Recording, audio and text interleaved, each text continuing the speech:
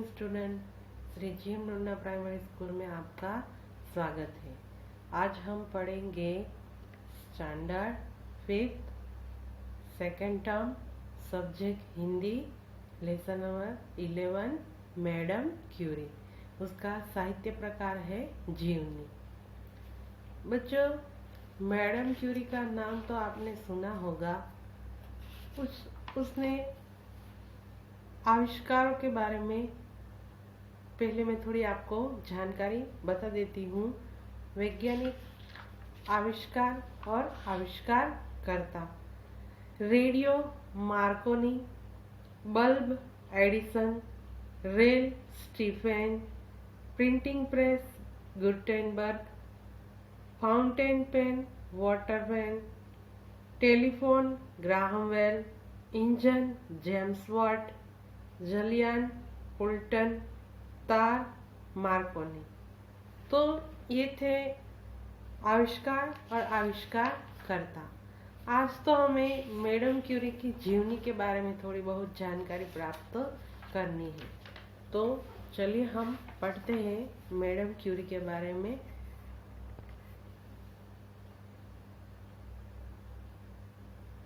एक नन्ही सी बालिका प्रतिदिन अपने पिता के कक्ष में पहुंच जाती।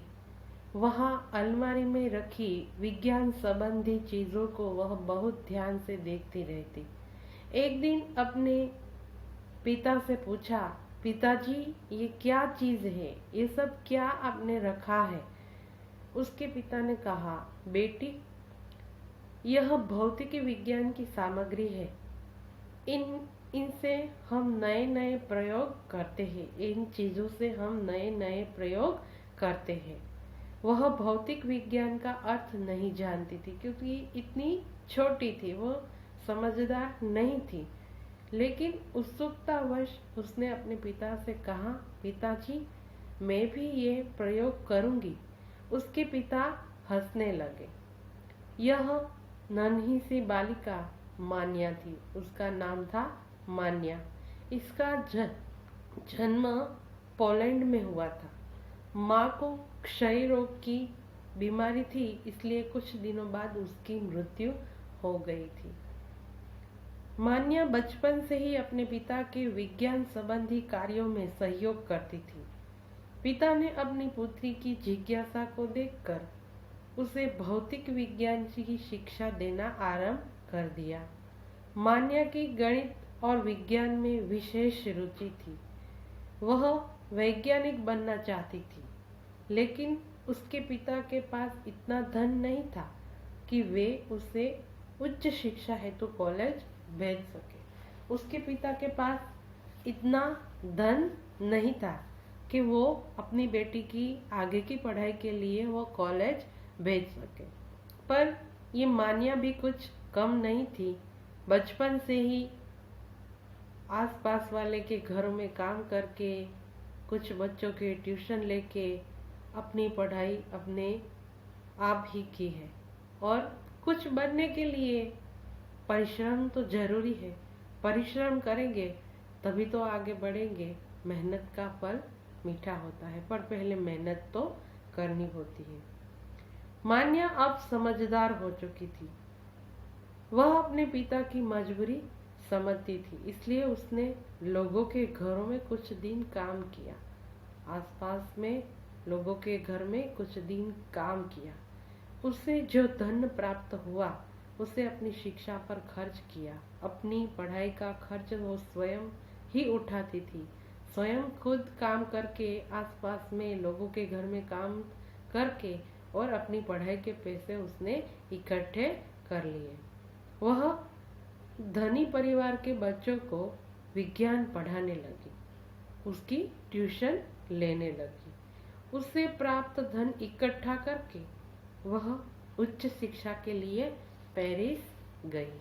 आगे की पढ़ाई के लिए वह पेरिस गई। वहाँ वह सोबन विश्वविद्यालय में पढ़ने लगी। वहाँ जो पढ़ रही थी उस विद्यालय का नाम था सोबन विश्वविद्यालय।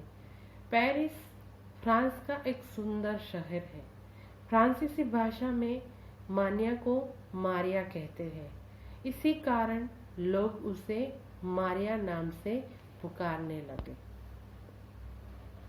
मारिया बहुत परिश्रमी, दृढ़ निश्चयी और स्वावलंबी लड़की थी। वह सादगीपूर्ण जीवन व्यतीत करती थी, क्योंकि बचपन से ही वो अपनी परिस्थिति जो है वो उससे वाकिफ थी, अपनी पिता की मजबूरियों से वाकिफ थी। इसलिए वो स्वावलंबी, अपने पैर पर खड़े रहने वाली सादगीपूर्ण जीवन व्यतीत करती रही। पढ़ाई के लिए वह पैसों का प्रबंध स्वयं करती थी। पेरिस में मारिया का संपर्क पियरे क्यूरी के साथ हुआ था। पियरे क्यूरी, प्रोफेसर क्यूरी भी प्रतिभा संपन्न व्यक्ति थे। वह विज्ञान में गहरी रुचि रखते थे। दोनों उत्साही एवं अध्ययनशील थे। मारिया एवं प्रोफेसर पियरे क्यूरी एक साथ अनुसंधान कार्य करते थे। जो भी वैज्ञानिक अनुसंधान का कार्य होता था वो दोनों मिलके एक साथ ही वो कार्य करते थे। इसी कारण दोनों में मित्रता हो गई। पियरे क्यूरी मारिया की बुद्धिमत्ता एवं सादगी से विशेष प्रभावित थे, इसलिए उन्होंने मारिया से विवाह कर लिया। ये मारिया वही मान्या है। उन्होंने मारिया से विवाह कर लिया। मारिया अब मैडम क्यूरी बन गई। मारिया उसके साथ शादी के बंधन में बंधने के बाद वो मैडम क्यूरी बन गई। दोनों पति पत्नी ने अपने घर में एक प्रयोगशाला बनवाई। वे लगातार भौतिक विज्ञान के नए नए प्रयोग करते रहे। उन दिनों कच्चे यूरेनियम से तरह तरह के प्रयोग किए जा रहे थे। वैज्ञानिकों को मात्र इतना ज्ञान था कि यूरेनियम से प्रकाश की किरणें निकलती है, लेकिन यह कोई नहीं जानता था कि ये प्रकाश की किरणें क्या है। मैडम क्यूरी और पियरे ने इस विषय पर लगातार कई वर्ष तक प्रयोग किए।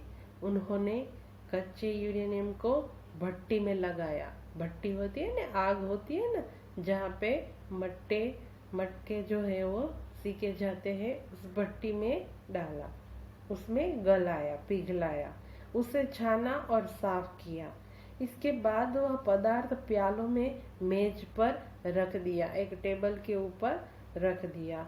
एक रात्रि को वह महान समय आया जब उन्होंने देखा कि प्यालों से नीले नीले प्रकाश की किरणें फूट रही हैं। मैडम क्यूरी ने तुरंत पियरे को बुलाया।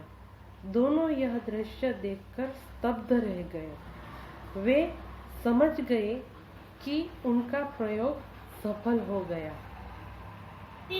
यह नया तत्व रेडियम था। इस प्रकार पियरे दंपति ने सन 1902 में रेडियम की खोज की।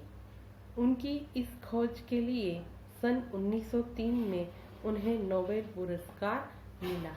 बच्चों, आज के लिए यहाँ तक ही रखते हैं। आगे हम नेक्स्ट पीरियड में देखेंगे। आज के लिए इतना काफी।